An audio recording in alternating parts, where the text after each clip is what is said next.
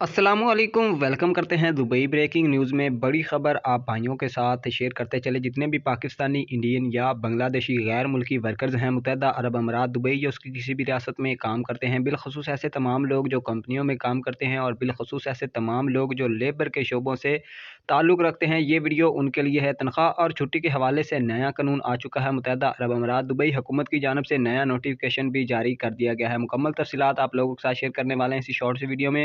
Video को शुरू से आखिर तक आपने लाजमी तौर पर देख लेना है ताकि आप भाइयों को मुकम्मल तौर पर समझ में आ। नाज़रीन, आप भाइयों को बताते चलें कि तनख्वाह के हवाले से जो नया कानून आया है, जो नया नोटिफिकेशन जारी हुआ है, उसके मुताबिक लेबर मार्केट में वर्कर्स की कमी होने की वजह से जितने भी मुलाजमीन हैं उनकी जानिब से ये शर्त रखी गई है कि जब तक हमारी तनख्वाहों में बढ़ोतरी नहीं की जाएगी, इजाफा नहीं किया जाएगा, हम काम नहीं करेंगे।